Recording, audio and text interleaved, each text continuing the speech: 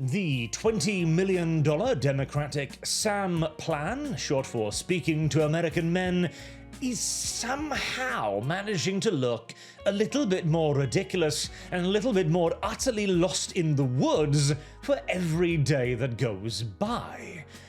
Which is quite the achievement for a plan that began with the absolute brainwave of, I know what's really going to attract young men to the Democratic Party, Olivia Julianna.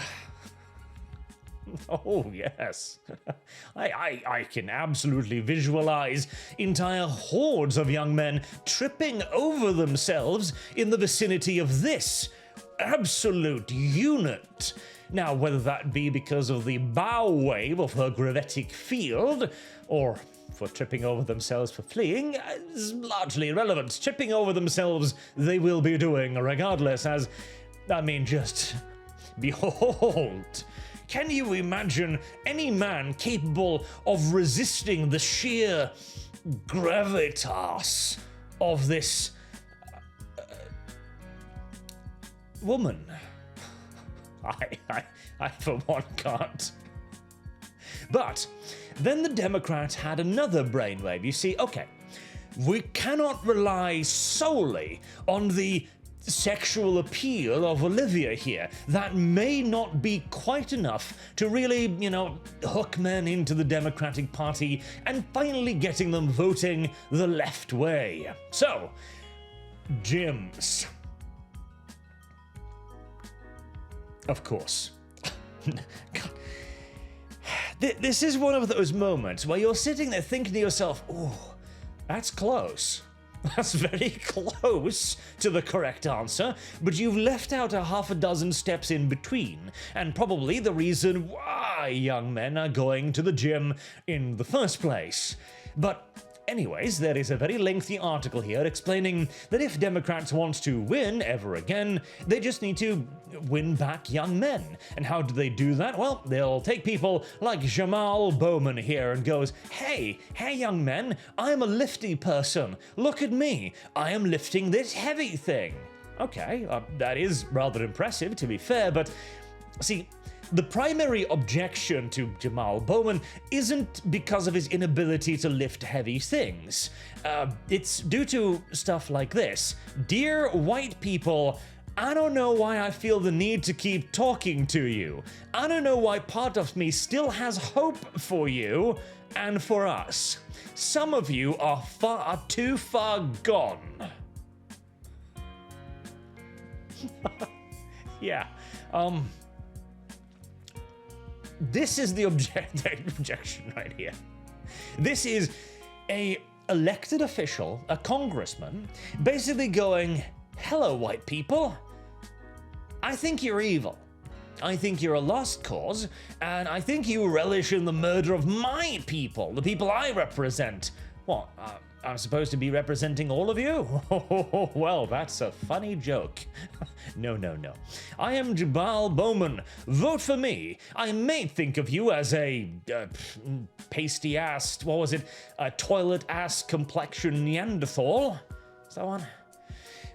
But vote for me. I lift heavy things. See, yet again, the article goes on for quite some time, talking about individuals like Hassan Piker, for example, or they mentioned morning routines here.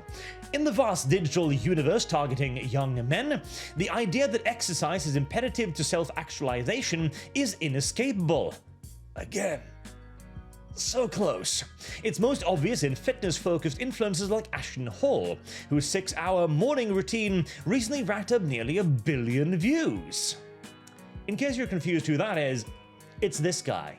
Remember him? He uploaded what I am hoping was a parody video, a joke video of his morning routine, which went on till night the next day, in essence, and dunking his face in ice water, bottled ice water, obviously.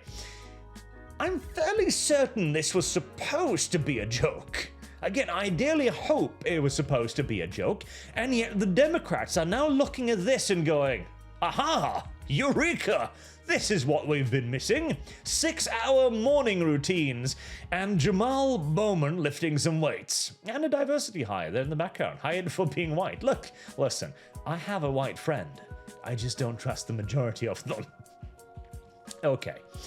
The article goes on for quite some time, but never actually manages to figure out what the real problem here is. As we talked about the SAM plan previously, and I suppose we should listen to Napoleon about not interrupting your enemy when he's making a mistake, but at this point, we are so far apart, theoretically, philosophically, metaphysically speaking, that even if they were to listen, they couldn't actually understand. See, going to the gym, or working out, becoming healthy, is indeed good.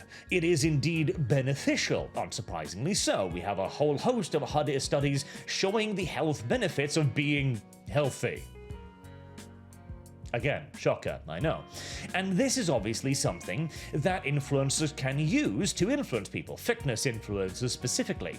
But the right wing, we're basically referring to everyone to the left of the Democrats now, but as broad a tent as it is, the right wing has recognized that there is a large group of people who are simply not catered to, and these tend to be men. Well, one of the things that men enjoy is indeed strength, physical fitness, or even strength of leadership. Look at Trumpalophagus, for example. He's hardly what we would refer to as an Olympian specimen, at least not in terms of sheer physical strength, or agility or other such measurements. He's not quite the Arnold Schwarzenegger that we're looking for here, but he's a strong leader, which he has demonstrated on multiple occasions. And somehow, remarkably, the rest of the world still hasn't quite caught on to his negotiation pattern yet, which is ask for the world and then be happy with only half of it. This is showing strength. This is bullying the other countries. Now, what the Democrats here have come to the conclusion of is simply, well, Jim is the answer. Jim is the be-all and end-all. No.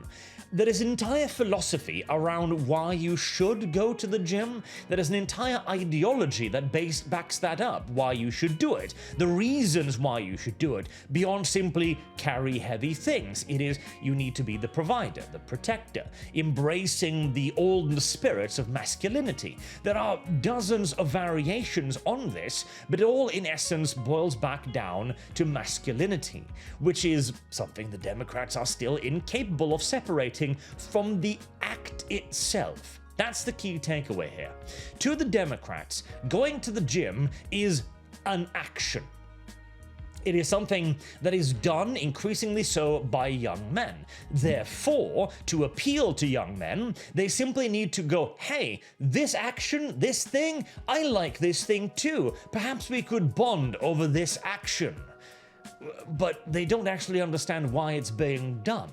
They cannot fathom the philosophies behind it, nor are they able or willing to build up on them. That is the interesting thing with examples like Bowman here, where you have an individual who is presumably fit and healthy for his age, etc., that is engaging in this activity. Why? Well, if he was to tell you why, it would probably something be in relation with his lengthy Dear White People letter, where he essentially explains that, oh, white people are just killing black people left, right, and center. For him, if he was to have a philosophical basis, it would be for the protection of his people. Why should young black boys go to the gym? Well, it's because whitey's out to get them. This is not particularly compatible with the right wing's ideas of why to go to the gym, nor will it be able to speak to white people's ideas of going to the gym. Unsurprisingly, nobody's going to give a shit how much you can bench if you vociferously express your hatred for an entire race of people. God. That's the point we're at with the Democratic Party now, as this is in essence just wild flailing. The Democratic Party will continue to flail like this until they themselves can find an actual reason to conduct their actions, a philosophical groundwork, as the Democrats simply don't have one. That is one of their big errors. They come from an era of policy over philosophy, over foundation, where they look at the entirety of the elector system not so much as a competition of ideas, but a competition to be elected, where being a politician is not about serving the populace, the people, or presenting their ideas, going, okay, I believe we should raise taxes because it will allow us to spend more on social spending. These are the reasons why I believe so. Instead, they go, we're going to spend more on social spending. I'm going to give you more money. How are you going to do that? Well, I'm going to raise your taxes. And they just leave that out. See, as I've talked about previously, the actual ideal state of a democracy is when you have parties simply going, this is my position. Vote for it if you like my position. Instead of doing exactly what this is, trying to fit yourself towards the voters, because it leaves you without an understanding of why the voters are doing what they are doing, because all you're trying to do is get a job. That is in essence what the Democratic Party are doing with this. They are spending $20 million to figure out how they can get their people employed. As they do not philosophically align with the far left. They are not like the utter left-wing activists. They don't really believe, they simply view it as a ticket into power, like the majority of the corporations.